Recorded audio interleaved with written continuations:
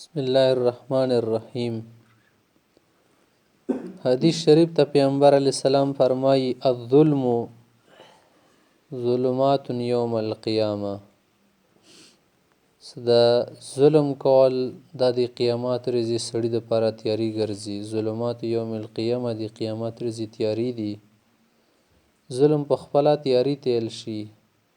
څه کله سړی تیاري کې وي هغه دی بنې نه پوهېږي څه منګور رخلي کپړ رخلي.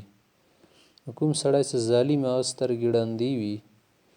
که چا بنې ظلم کوي دوی څه زه ښه کوم ځکه چې دغه سړی څه ده ډېر نیغ نیغ کېږي، حالانکې خپله بنې به دا نیغ کېږي ښه بنا په بل ورچوي. او دغې سړي دپاره بیا دا تیاري ګرځي قیامت ورځې. قیامت ورځې هر سړي دپاره ضروري ده چې ځان سره رڼا راوړي. منافقینو سره به رڼا سره وینه. کله قیامت ورځې مسلمانانو پسې ورسته ورسته خوشي لکه یو سړی بجلۍ باله کړي د ورسته ورپسې بلا روان وي که نه، څه دنه یکدم بجلۍ مړه کړي یا دنه بل پله توشي لارې کې بېله پاتې شي نیمې لاره به څنګې سي مخته. نو منافقینو ته به دیوال داسې ولګول شي، دوی ته وویل شي ځان ته دنیا نه رڼا راوړئ، داسې رڼاګانې نه میلیږي. مخته حدیث ته پیغمبر علیه السلام ارشاد ده البادئ بالسلام بریء من الکبر.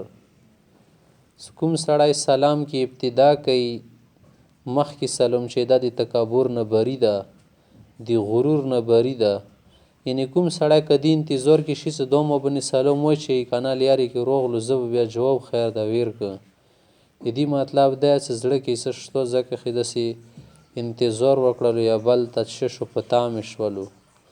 دا خو داسې شی ده چې نه پیسه خرچېږي وربنې او نه دي کې داسې څه خبره شته چې څوک ورسره وړو کېږي. کوم سړی سلام چې هغه ول عظمت سړي زړه کې یا پیدا کېږي. او که اورېدلی مې سړی چې ته چونه ډېر ناراضه وي خو سلام وربنې وچوي چې زړه وله تشفي ورسره ډېره کېږي. سړي زړه ته ورو ورو یخوالی کېږي دغه سلام سره.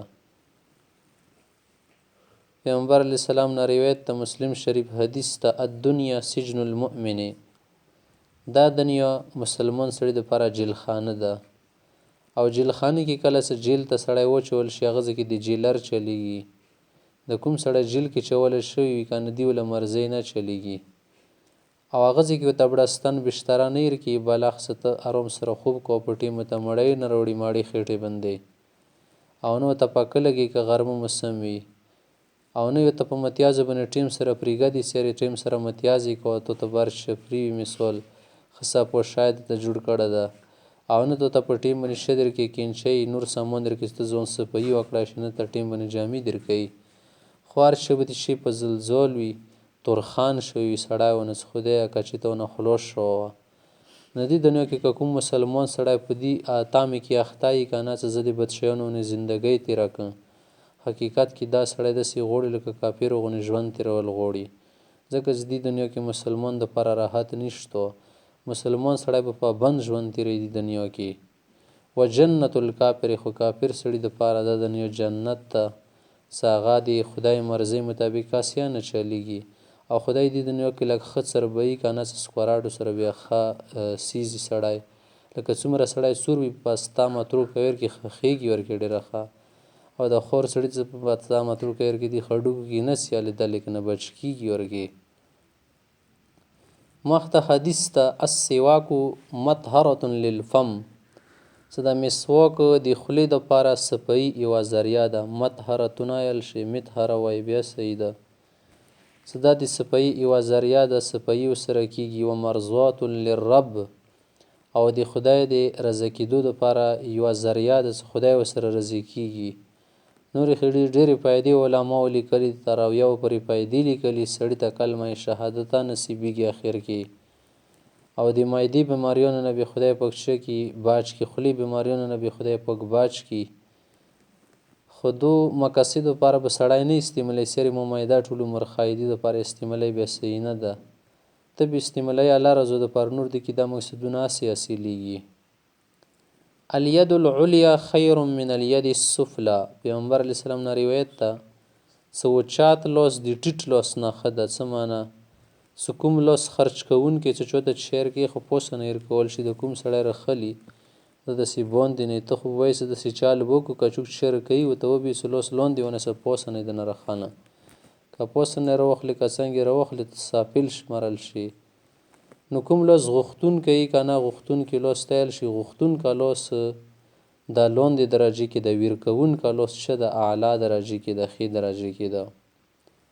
مخته حدیث ته الغیبة اشد من الزنا، پیغمبر علیه السلام فرمایي چې غیبت کول د یو مسلمان بدۍ بیانول څه هغه موجود نه وي او د بدۍ ورکې هم وي هغه سړي کې بیا یې بیانول، همدې ته غیبت نیل شي. دا د زنا نه سخت ده، ځکه چې کوم سړی زنا وکړي غېږونو ته ډایرکټ ګوتې ورکوي مو علاقې کې، څه غیبت وکړي څه حق لګیایي. زه حق خبرې کوم، حق خبرې دوره ډېرې شولې څه هر سړی کوي. دا خو حق نه ده که نه، دا خو یلندې ته شي مخامخ ته ویلې نه کوي، دا خبرې هغه ته څه پاسې شو لګیایي. الطهور شطر الایمان، پیغمبر علیه السلام نه روایت ته صفایي کول دا نیم ایمان ده. خلکو نه مقصد دا خستی صفایي نه څه صفا جوړه واغوستی او لغونې نوکونه روکونه را کاټ کړي، بس صفا خیلي په سار کې دي ته طهور ویل شي، صفایي نیل شي. صفایي ځان ته شی ده، یو پاکۍ ده د ځان ته شی ده، پاک اوسېدل ځان ته شی ده. او پیغمبر علیه السلام چې ویلي پاک اوسېدل څه دي د نیم ایمان ده.